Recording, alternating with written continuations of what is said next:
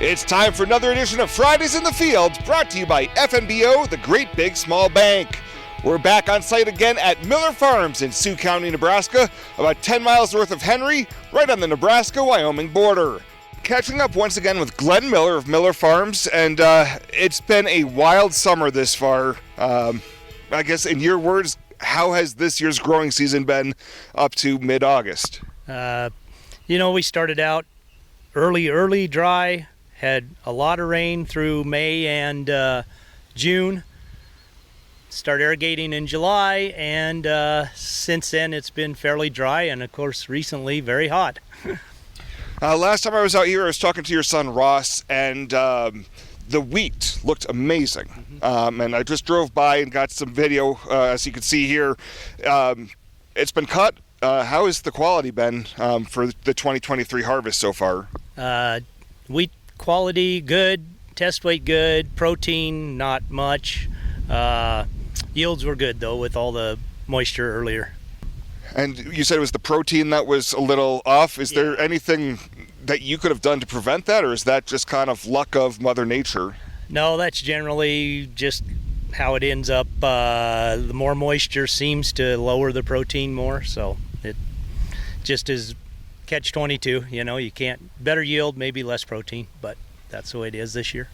And if memory serves correct, last time when I spoke with Ross, within a week, some bad hailstorms came in. Miller Farms here, it looked like it stood the test of time. Yeah, we right here on my farms, we escaped the hail. We had a few little stones here and there, but my son's place got hailed pretty bad and took his wheat down to a low average, and they ended up with insurance totaling out his beans and his corn crop there. So anyway, it hurt the hay a lot, but it's come back now and actually cutting it right now again. So. And that's one of the biggest risks as a farmer here in western Nebraska is the old white combine. How big of a blessing is it every year where you get unscathed from the big stuff? Oh yeah, you figure that there's a chance every year of losing almost everything. So if you make it to the end, you have made it through luckily, and usually have a decent crop. So. All right, and just to the north, it looks like I'm seeing some of your dry beans. You're probably a few weeks out of harvesting those yet still, correct? Yeah, I'd say we're 10 days to 2 weeks from starting to cut some beans, and that'll probably go on through the next 30 days, from now. So we'll be working on them. And for the early part of this week, we were seeing highs get above 100 degrees. Is that helping or hurting the dry bean crop this year? It probably doesn't help yield-wise, but it probably pushes them along to maturity a little faster. So it's, it is what it is. It's probably pushing some of the later ones to mature, so if there was any ones worrying about making it, so. And when do you pull the trigger on starting harvest? Are you looking for those leaves to be completely turned from green to the yellowish?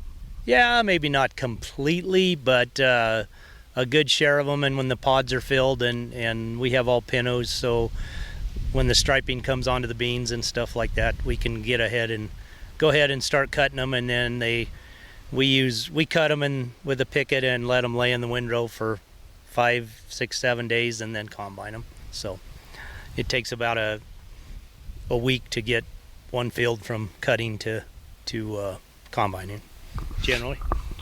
And ETA on when you're going to hit the field to start your corn harvest? We let it all dry down, and so it is late October usually before we get started harvesting corn. We're irrigating now. We probably have a couple more weeks of irrigation left on the corn and another week or 10 days on some of the beans. So, in your opinion, how's this year's corn harvest looking at Miller Farms? We thought maybe the corn was behind earlier with the cool and wet weather, but it seems to have caught up pretty well. Starting to see a few dents in the ears, so that's a good sign. We always figure if we see that by the 1st September, we should be in pretty good shape, barring some unbeknownst early frost. And is there anything at this point, mid to late August, where Mother Nature could help with additional rainfall? I mean, is the irrigation water helping? I mean, is there anything for this final home stretch where you could be like, oh, thank you, God? Yeah, probably just maybe a little cooler temperatures. We probably don't need the over 100, and rainfall would be nice, but you hate to have a storm go through because you don't know what else it'll bring. All right, and I looked at our Fridays in the field schedule. It looks like we're going to be back in early October. So really, what's going to be keeping you busy from, I guess, the bulk of September? Yeah, we'll be working on dry bean harvest, planting wheat, winter wheat behind the dry beans once we get them harvested, and probably putting up hay and finishing up irrigation. All right, talking once again with Glenn Miller at Miller Farms, north of Henry in Sioux County, Nebraska. That'll do it for this week's edition of Fridays in the Field, brought to you by FNBO, the Great Big Small Bank.